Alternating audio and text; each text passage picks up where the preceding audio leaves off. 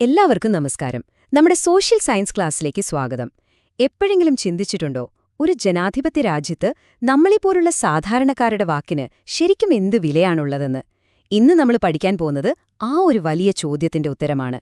എന്താണീ പൊതുജനാഭിപ്രായം? അത് നമ്മുടെ നാടിനെ തന്നെ മാറ്റിമറിക്കാൻ ശേഷിയുള്ള ഒന്നാണോ? നമുക്ക് നോക്കാം. അപ്പോ നമുക്കൊരു ചോദ്യത്തിൽ നിന്ന് തന്നെ തുടങ്ങാം, അല്ലേ? ഒന്ന് ആലോചിച്ചു നോക്കൂ. നിങ്ങളുടെ ശബ്ദം, നിങ്ങളുടെ മാത്രം അഭിപ്രായം, അത് ഈ നാടിനെ മാറ്റാൻ മാത്രം ശക്തമാണോ? ചിലപ്പോൾ നമ്മൾ ഒറ്റയ്ക്ക് പറയുമ്പോൾ അതിന് വലിയ വിലയുണ്ടാവില്ല. പക്ഷേ നമ്മളെല്ലാവരും കൂടെ ഒരുമിച്ചൊരു കാര്യം പറയുമ്പോഴോ, ആ ഒരൊറ്റ ശബ്ദം നമ്മുടെ നാടിനെ തന്നെ മാറ്റിമറിക്കാൻ കേൾപ്പുള്ള ഒന്നായി മാറുമോ? ഇതാണ് നമ്മൾ ഇന്ന് കണ്ടെത്താൻ പോകുന്ന കാര്യം. നേരത്തെ നമ്മൾ ചോദിച്ച ആ ചോദ്യമല്ലേ, നമ്മുടെ ശബ്ദം നാടിനെ മാറ്റുമോ എന്നുള്ളത്? അതിന്റെ ഉത്തരം ഒരൊറ്റ വാക്കിലുണ്ട്. അതാണ് പൊതുജനാഭിപ്രായം. കേട്ടിട്ടുണ്ടാവുമല്ലേ? അപ്പോ എന്താണ് ഈ പൊതുജനാഭിപ്രായം എന്ന് പറഞ്ഞാൽ? നമുക്ക് വിശദമായിട്ട് തന്നെ നോക്കാം. വളരെ സിമ്പിളായിട്ട് പറയാം. ഇപ്പൊ നമ്മുടെ നാട്ടിലെ റോഡിന്റെ അവസ്ഥ, അല്ലെങ്കിൽ മാലിന്യം കളയാനുള്ള സൗകര്യം, ശുദ്ധമായ വെള്ളം കിട്ടുന്നത്, ഇതൊക്കെ നമ്മളെ എല്ലാവരെയും ഒരുപോലെ ബാധിക്കുന്ന കാര്യങ്ങളല്ലേ? അതെ. അപ്പോ ഇങ്ങനെയുള്ള പൊതുവായ വിഷയങ്ങളിൽ ഒരു സമൂഹം എന്ന നിലയ്ക്ക് നമ്മളെല്ലാവരും കൂടി പ്രകടിപ്പിക്കുന്ന ഒരു കാഴ്ചപ്പാടുണ്ട്. അതിനെയാണ് നമ്മൾ പൊതുജനാഭിപ്രായം എന്ന് വിളിക്കുന്നത്. ചുമ്മാ പറയുന്നതല്ല, ഇതൊരു ജനാധിപത്യത്തിന്റെ നട്ടെല്ല് തന്നെയാണ്. പക്ഷേ ഇവിടെ വളരെ പ്രധാനപ്പെട്ട ഒരു കാര്യമുണ്ട്. നമ്മൾ പലരും തെറ്റിദ്ധരിക്കുന്നൊരു കാര്യമാണത്. പൊതുജനാഭിപ്രായമെന്ന് പറഞ്ഞാൽ ഭൂരിപക്ഷം ആളുകൾ പറയുന്ന കാര്യം എന്നല്ല അർത്ഥം. അതായത് 100 പേരിൽ 51 പേരൊരു കാര്യം പറഞ്ഞാൽ അത് പൊതുജനാഭിപ്രായമായി എന്ന് പറയാൻ പറ്റില്ല. പിന്നെന്താ?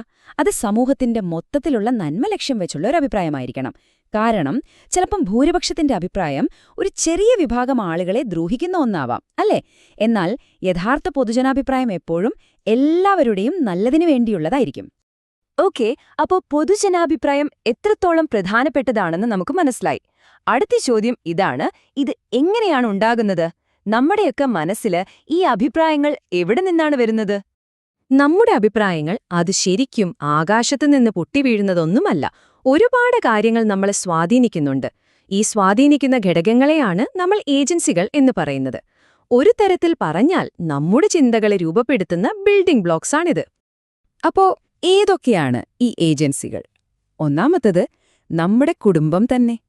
നമ്മുടെ അഭിപ്രായങ്ങളുടെയൊക്കെ തുടക്കം അവിടെ നിന്നാണല്ലേ? ശരിയും തെറ്റുമൊക്കെ നമ്മൾ ആദ്യം പഠിക്കുന്നത് വീട്ടിൽ നിന്നാണ്.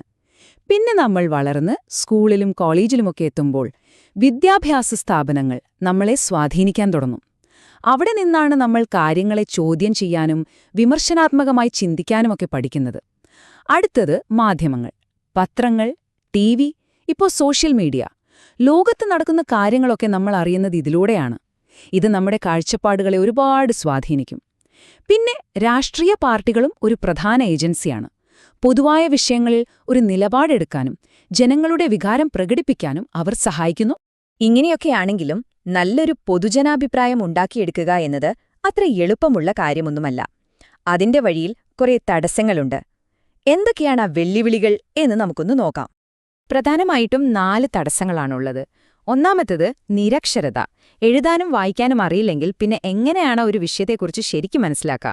രണ്ടാമത്തേത് ദാരിദ്ര്യം. സ്വന്തം ജീവിതം മുന്നോട്ട് കൊണ്ടുപോകാൻ പാടുപെടുമ്പോൾ പൊതുകാര്യങ്ങളിൽ ഇടപെടാൻ സമയം കിട്ടണമെന്നില്ല. പിന്നെ വരുന്നതാണ് ഡിജിറ്റൽ വിഭജനം. അതായത് സ്മാർട്ട് ഫോണും ഇന്റർനെറ്റും ഒന്നും ഇല്ലാത്തതുകൊണ്ട് ഒരുപാട് പേർക്ക് വിവരങ്ങൾ കൃത്യസമയത്ത് കിട്ടാതെ പോകുന്നു. അവസാനമായി ഇന്നത്തെ ഏറ്റവും വലിയ വില്ലൻ, വ്യാജവാർത്തകൾ അഥവാ ഫേക്ക് ന്യൂസ്. ആളുകളെ മനഃപൂർവ്വം തെറ്റിദ്ധരിപ്പിക്കാൻ വേണ്ടി പടച്ചുവിടുന്ന കള്ളക്കഥകൾ. അപ്പോ ഈ തടസ്സങ്ങളെ, പ്രത്യേകിച്ചും ഈ ഫേക്ക് ന്യൂസ് എന്ന വലിയ പ്രശ്നത്തെ നമുക്ക് എങ്ങനെ നേരിടാൻ പറ്റും? പേടിക്കണ്ട, നമ്മുടെ കയ്യില് 2 ശക്തമായ ആയുധങ്ങളുണ്ട്. അതെന്തൊക്കെയാണെന്ന് നോക്കാം.